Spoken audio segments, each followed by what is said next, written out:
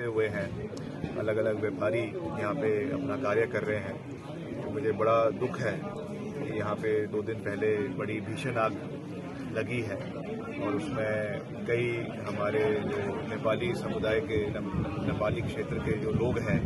तो यहाँ पे लेबर के रूप में प्रदेश में अपनी सेवाएं दे रहे थे, उनकी इसमें दुखद मृत्यु जो है वो हुई है। हमारे लिए बहुत दुख का विषय है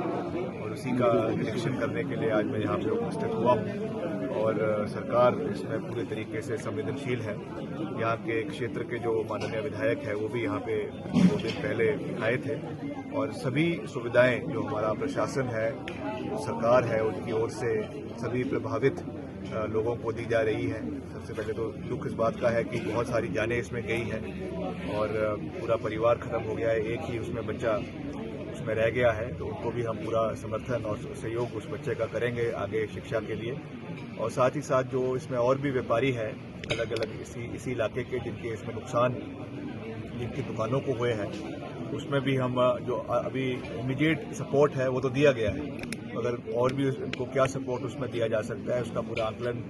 जो है वो किया जाएगा अकॉर्डिंग टू द जो नुकसान हुआ है उसके तहत उस पर उनको पूरा समर्थन किया जाएगा। इसमें भी कोई दो राय नहीं है और भविष्य में ऐसी कोई चीज़ ना हो इसके लिए प्रिवेंटिव मेजर्स लेने बहुत आवश्यक है। तो ये क्योंकि वैसे भी बड़ा पुराना बाज़ार है, प्राचीन बाज़ार है और बहुत सी जो यहाँ पे दुकानें हैं लकड़ी की बनी हुई है, पुरानी दुकानें हैं, तो इसलिए यहाँ पे जो है एक मोटा हॉस पाइप होना बहुत आवश्यक है, फायर हाइड्रेंट्स होने बहुत आवश्यक है। तो उसके लिए भी मैंने जानकारी प्राप्त करी है कि मेरे ही विभाग द्वारा शहरी विकास मंत्रालय द्वारा अमृत के तहत एक यहाँ पे स्कीम जो है दी गई है करीबन 11 करोड़ रुपए की, जिसमें वाटर सप्लाई जो है पेयजल की भी है और उसके साथ साथ इस एस्पेक्ट को भी उसमें कवर किया गया है। जो भी इसमें डिमांड जो हमारा यहाँ का जो फायर ब्रिगेड डिपार्टमेंट है उन्होंने जो भी इसमें इनकॉर्पोरेट करने के लिए किया था वो आईपीएच ने जो हमारा जल शक्ति विभाग है उन्होंने उसको इनकॉर्पोरेट किया है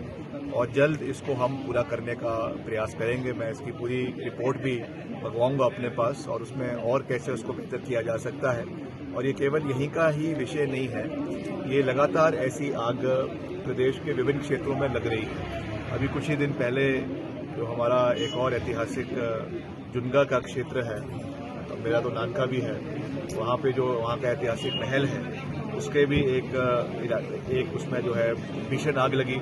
तो वहाँ पे टैंकर समय में पहुँच गए, उसको बुझा लिया गया, वरना बहुत बड़ा नुकसान हो जाता। उसके कुछ दिन पहले बंजार में इस तरीके का हादसा हुआ, उसके पहले बंजार के ही दूसरे क्षेत्र में ऐसा हादसा हुआ, रोडू में ऐसा हादसा हुआ, खास करके जहाँ पे पुराने मकान हैं, लकड़ी के मकान हैं और उसमें खास करके जहाँ पे घासड़ियाँ भी जगह जगह पे लोग रखते हैं। अभी तो क्योंकि बरसातें भी नहीं हो रही हैं उसकी वजह से सारा में सूखा पड़ा हुआ है, सूखा घास है, उसकी वजह से भी कहीं ना कहीं छोटी सी एक मिस्टेक की वजह से बहुत बड़ा नुकसान हो जाता है। गांव का गांव पूरा जो है वो जल जाता है। तो ये हमारे लिए चिंता का विषय है, सरकार इसमें संवेदनशील है। हमने यहाँ पे बंजार में जब ये हुआ तो पूरा उसको डिजास्टर एक्ट के अंदर लिया और सभी